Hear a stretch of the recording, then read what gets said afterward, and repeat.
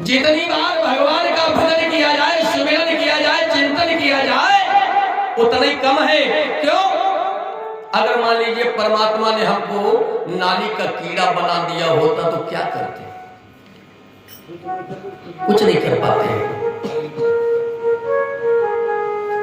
क्या लिखा है कि बड़े भाग्य मानुष तन पावा,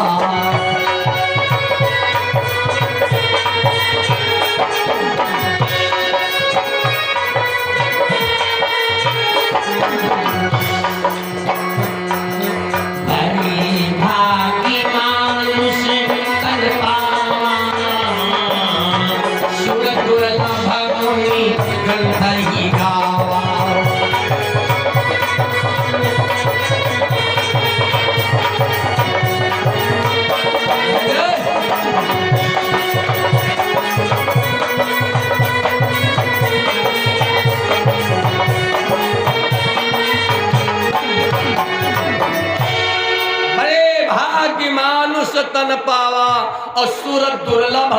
यहां देवता मनुष्य का जन्म नहीं पाएंगे।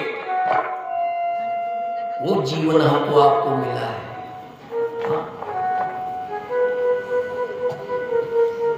और जितनी बार व्यक्ति संसार में जन्म लेकर के आता है, मृत्यु होती है, उस पीड़ा को हमने आपने कभी सोचा ही नहीं है।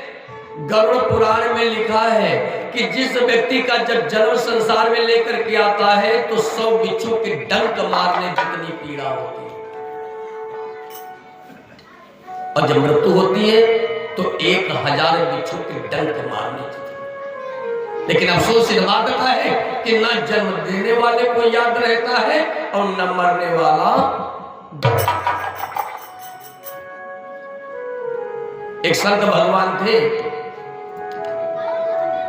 नदी में स्नान कर रहे थे। इतने में एक बिच्छू नदी के धारा में बहता हुआ चला जा रहा था। संत भगवान ने सोचा ये मर जाएगा, बह करके जाएगा। उठाया और हथेली पर लग कर लेकर के किनारे लाने लगे, लेकिन बिच्छू ने डंक मार दिया। बाबा के हाथ में पीड़ा होने लगी और हाथ हिल गया, बिच्छू पुनः जल में गिर गया। थोड़ी देर तो बाबा पीड़ा के मारे कराहते रहे और थोड़ी देर के बाद फिर बिच्छू को उठाया, हाथ पे रख लिया, फिर जाने लगे किनारे। और जैसे किनारे पर है, बिच्छू ने फिर डंक मार दिया। कम से कम 10 बार ये कार्य हुआ। तो जो नदी के पड़ोस में लोग जानवर चला रहे थे, बोले बाबा ने कहा क्या बात है? बोले पागल हो गए हो? जब बार बार ये बिच्छू डंक मार रहा है तो आप क्यों इसको उठाने में लगे हो? तो संत भगवान ने जवाब दिया, जब ये अपना कर्तव्य नहीं छोड़ रहा तो हम अपना कर्तव्य क्यों छोड़ते?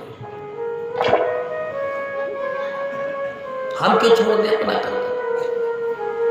उसका तो कार्य है डंक मारना, लेकिन हमारा कार्य है, भगवान ने मनुष्य का जीवन दिया है कि दूसरे की सहायता करो।